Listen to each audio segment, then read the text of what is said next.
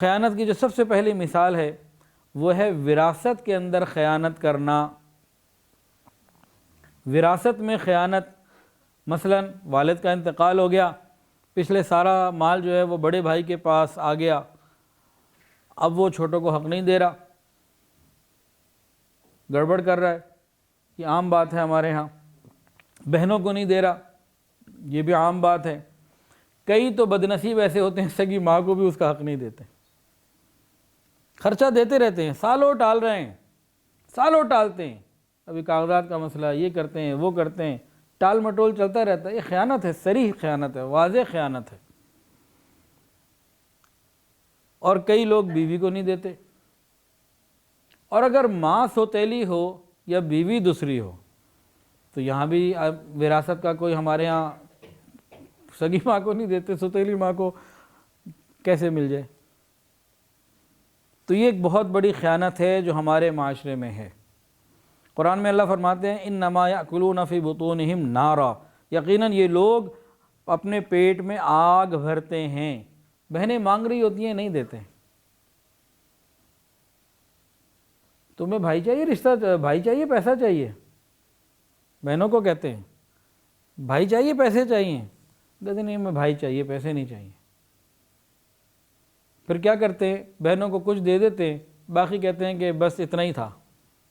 انہیں پتہ ہی کچھ نہیں ہوتا کہ اصل کیا ہے اور کیا نہیں۔ ٹھیک ہے، جو مل گیا بس ٹھیک ہے۔ بعض کیا ہوتا ہے کہ گڑبڑ پوری کرتے ہیں مرد، یہ بھائی حضرات، جب بہن کا دینے کا معاملہ آتا ہے نا تو یا تو کچھ نہیں دیتے یا کچھ دینے کے ساتھ کہتے ہیں بس تم کہہ دو میں تم سے راضی ہوں، بس باقی میں نے کمی بیشی معاف کر دی۔ اسے پتہ ہی نہیں تم نے گڑبڑ کیا کی ہے، معاف کروا رہے ہو۔ یا تو پہلے پوری تفصیل بتاؤ، اتنی میں نے گڑبڑ کی ہے، وہ تو بتانی نہیں، بس مجھے معاف کر دو، بس تم راضی رہنا، راضی رہنا۔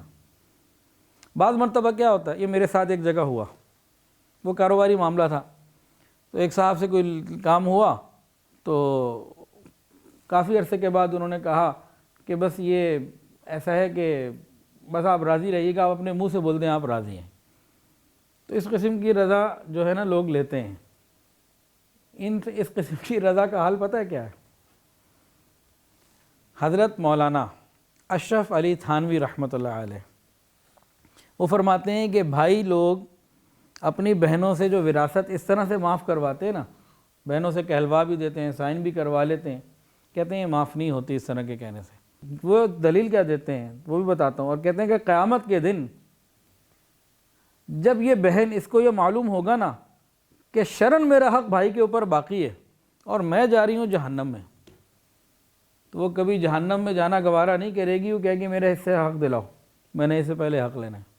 پھر وہ یہ کہتے ہیں اگر تمہیں اتنا ہی مان ہے نا اپنی بہن کے اوپر کہ جی بڑی اچھی بہن ہے آپ کی، بڑا دل اللہ نے اس بہن کو دیا ہے، بڑی نیک، بڑی پرہیزگار، متقی اور بہت زیادہ خوف خدا والی ہے، اس نے حق معاف کر دیا اور آپ نے کرا بھی لیا، سائن بھی ہو گئے اور زبانی کلامی کہلوا بھی لیا، آپ کو اتنا سارا یقین ہے نا، حضرت تھانوی رحمۃ فرماتے ہیں کہ دیکھو تم اس کا حق اس کو پہلے پورا ادا کر دو۔ مثلا اس کے 2 کروڑ بنے، 1 کروڑ بنے، 50 لاکھ بنے، وہ تم اس کو دے دو۔ جب اس کو مل جائے اگلے دن جاؤ، میری بہن ہے نا آپ، کتنی پیاری بہن، مجھے پیسے واپس دے دو، مجھے اتنے چاہیے، آدھے دے دو۔ تھانی فرماتے ہیں کہ اب پتہ لگے گا کہ کون بہن ہے اور کون کیا ہے، کون واپس دیتا ہے، ایک بھی واپس نہیں دے گا۔ نہیں تو آزما لو، ٹیسٹ کر لو، یہ اس کا ٹیسٹ ہے نا بھائی، بلڈ پریشر کو ٹیسٹ کرنے کا الگ طریقہ ہے، شوگر کو ٹیسٹ کرنے کا الگ طریقہ ہے، اب بہنوں کی رضا ٹیسٹ کرنے کا الگ طریقہ ہے۔ وہ یہ نہیں ہے کہ کچھ ملا ہی نہیں۔ اور حضرت تھانوی اس کی بات کیا فرماتے ہیں؟ فرماتے ہیں کہ بات اصل میں یہ ہے کہ پہلے تو بہن کو کچھ ملا ہی نہیں تھا، اس کو اس مال کی حرارت، اس کی لذت اور اس کی ہونے کی اہمیت کا احساس ہے ہی نہیں، اس کو تو پتہ ہی کچھ نہیں، جو مرضی معاف کرا لیا، تو ایسے نہیں ہوتا۔ آپ ایک مرتبہ اس کے ہاتھ میں دے دیں، وہ مالک بن جائے، اس کو اس کی لذت آ جائے، اختیار اسے مل جائے، اب مانگ کے دیکھیں، اب دیکھیں کون بہن ہے جو واپس دیتی۔ کیا خیال ہے حضرت کو واپس دے گی؟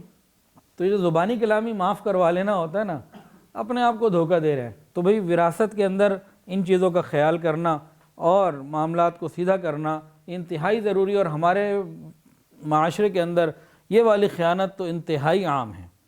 بہنوں کو حصہ دینا یا ماں کو حصہ دینا یا دوسروں کو پورا حصہ دینا۔ اچھا، وراثت میں اور بھی معاملہ، جس کی وراثت تقسیم ہونی ہے نا، کوشش کر کے شروع کے چند دنوں کے اندر ہی معاملات کو سمیٹ لیا جائے۔ اس وقت دل نرم ہوتے ہیں، دنیا کی محبت دل میں سے کم ہوئی ہوئی ہوتی ہے یا نکلی ہوئی ہوتی ہے، اس وقت آپس کے اندر معاملات مینیج کرنا آسان ہوتا ہے۔ جتنا وقت گزرتا جائے گا وہ جو کیفیت ہے وہ ختم ہوتی جائے گی، محبت دنیا بڑھتی چلی جائے گی، واپس آ جائے گی، پھر جھگڑے شروع ہو جائیں گے۔ تو جتنی جلدی ان معاملات کو سیٹل کر لیا جائے اتنا اچھا۔ اور بعض مرتبہ تو ایسا ہوتا ہے کہ اولاد کے معاملات سیٹل کرنے سے پیچھے مغفرت کا معاملہ جلدی ہو جاتا ہے یا لٹک جاتا ہے، سیٹل کرنے یا نہ کرنے سے۔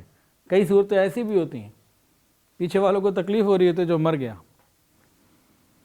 امام اعظم امام ابو حنیفہ رحمۃ اللہ علیہ ایک مرتبہ بیٹھے ہوئے تھے ایک مریض کی عیادت کے لیے، اس بیچارے کی آخری پوزیشن تھی، خیر اس کا انتقال ہو گیا، چراغ جل رہا تھا تو امام صاحب بیٹھے ہوئے ہیں، اس کا انتقال ہو گیا، امام صاحب نے فوراً جلتا چراغ بجھا دیا۔ کسی نے کہا صاحب یہ چراغ کو بند کرنے کا موقع ہے، ابھی تو میت کے باقی کتنے معاملات ہیں۔ انہوں نے کہا یہی تو موقع ہے، پہلے تو اس کی ملکیت میں تھا، یہ زندہ تھا، اب جیسے ہی یہ مر گیا، روح نکل گیا، اب سارا وارثوں کا آ گیا، اب ان کی اجازت کے بغیر تو چلانا نہیں۔ تو اتنا حساس اور خیال کرنے والا معاملہ ہے۔ تو وراثت کے معاملات میں ایک بات اور سنیں اور دل کے کانوں سے سنیں۔ حدیث کے اندر آتا ہے جو کسی حقیقی وارث کو اس کے ورثے سے محروم کرتا ہے، اللہ رب العزت اس کو جنت کی وراثت سے محروم کر دیتے ہیں۔ اولئک هم الوارثون، جنت حضرت آدم علیہ السلام کی اولاد کے بارے میں فرمایا کہ ہماری وراثت ہے۔ تو اگر ہم دنیا میں کسی صحیح وارث کو حق نہیں دیں گے اور وراثت کا حق ادا نہیں کریں گے، اس کو نہیں دیں گے، تو جنت میں پھر ہمیں حصہ نہیں ملنے لگا، ہم اس وراثت سے محروم کر دیے جائیں گے۔ تو وراثت کے معاملات جتنی جلدی اور آسانی کے ساتھ ہوں اس میں خیر ہی خیر ہے، جتنی دیر ہوگی خرابیاں اور لڑائیاں بڑھیں گی۔ وراثت کے معاملے میں ایک بات اور بھی مشاہدے کی بتا رہا ہوں، یہ شریعت کی نہیں بتا رہا، یہ ایک جرنل مشاہدے کی بتا رہا ہوں۔ جب بھی بہن بھائی اور یہ بیٹھتے ہیں عزیز و اقارب، یہ لوگ جنہوں کے اندر وراثت تقسیم ہونی ہوتی ہے، تو عام طور سے ہمارے معاشرے کے اندر خوف خدا نہیں ہے نا، تو کوئی نہ کوئی ظلم کر رہا ہوتا ہے اور کسی کو قربانی دینی پڑ جاتی ہے۔ میرے مشاہدے میں یہ بات آئی ہے کہ جس نے بھی کسر کھائی، کسر کھانے سے مراد تکلیف اٹھائی، کم لے لیا، قربانی دینی پڑی، معاملے کو جلدی سیٹل کر کے ختم کر دیا، اس کسر کھانے والے کو اللہ تعالیٰ اتنا نواز دیتے ہیں کہ اللہ ساری کسریں نکال دیتے ہیں۔ اللہ نہیں دیکھ رہے کہ اس نے قربانی دی ہے، اس کے ساتھ زیادتی ہوئی ہے، تو جتنی جلدی سیٹلمنٹ ہو جائے کر دینی چاہیے۔